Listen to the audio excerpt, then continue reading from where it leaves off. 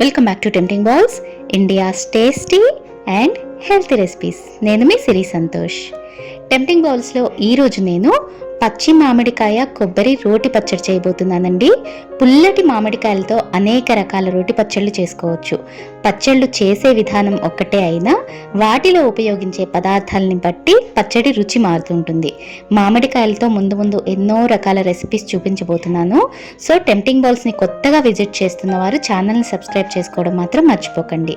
So మరి late చేయకుండా recipe start చేసేద్దాం.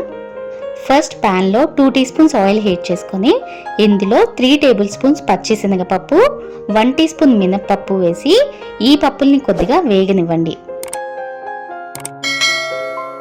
పప్పులు ఒక 70% వేగిన తర్వాత ఇందులో ఒక 15 ఎండుమిరపకాయలు వేసి బాగా వేగనివ్వండి. ఎండుమిరపకాయలు కారాన్ని బట్టి మీరు అడ్జస్ట్ చేసుకోండి. ఇలా వేగిన తర్వాత స్టవ్ ఆఫ్ చేసేసి వీటిని కొద్దిగా చల్లారనివ్వండి. ఇప్పుడు ఒక మిక్సీ జార్లో 1 కప్పు పుల్లటి మామిడికాయ ముక్కలు, అలాగే 1 కప్పు పచ్చి కొబ్బరి ముక్కలు వేస్తున్నాను.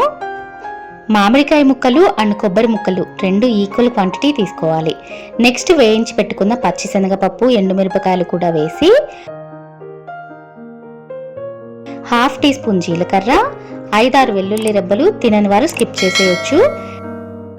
రుచికి సరిపడా ఉప్పు వేసి మెత్తగా గ్రైండ్ చేసుకోండి. దీన్ని ఒక బౌల్లోకి తీసుకొని పక్కన పెట్టుకోండి. ఇప్పుడు తాలింపు కోసం ఒక టెంపరింగ్ ప్యాన్లో 2 టీ స్పూన్స్ ఆయిల్ హీట్ చేసుకొని ఇందులో 1 టీ స్పూన్ ఆవాలు, 1 టీ స్పూన్ పచ్చిశనగపప్పు, 1 టీ స్పూన్ మినప్పప్పు వేసి ఇవి కొద్దిగా వేగిన తర్వాత 3 వెల్లుల్లి రెబ్బలు దంచి వేసుకోండి. 3 ఎండుమిరపకాయలు, కొద్దిగా కరివేపాకు వేసి స్టవ్ ఆఫ్ చేసేయండి. ఆయిల్ వేడికి ఇవన్నీ వేగిపోతాయి. ఇష్టమైన వాళ్ళు ఇందులో 1 టీ స్పూన్ ఇంగువ కూడా వేసుకోవచ్చు. ఇప్పుడు ఈ వేడి తాలింపుని పచ్చడిలో వేసి బాగా కలపండి.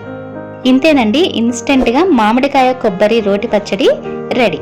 చాలా సింపుల్ కదా, టేస్ట్ మాత్రం అల్టిమేట్ ఉంటుంది. మరి మీరు కూడా ఈ రెసిపీని తప్పకుండా ట్రై చేసి ఎలా ఉందో మాకు కామెంట్ చేసి చెప్పడం మాత్రం మర్చిపోకండి. ఇలాంటి మరిన్ని రెసిపీస్ కోసం టెంప్టింగ్ బాల్స్ యూట్యూబ్ ఛానల్ని సబ్స్క్రైబ్ చేసుకొని పక్కనే ఉన్న బెల్ ఐకాన్ని యాక్టివేట్ చేసుకోండి. టెంప్టింగ్ బాల్స్ని ఫేస్బుక్ అండ్ ఇన్స్టాగ్రామ్లో కూడా ఫాలో అవుతూ ఉండండి. మరో మంచి రెసిపీతో రేపు మార్నింగ్ మళ్ళీ కలుద్దాం. అంతవరకు ఈట్ హెల్దీ, స్టే హెల్దీ.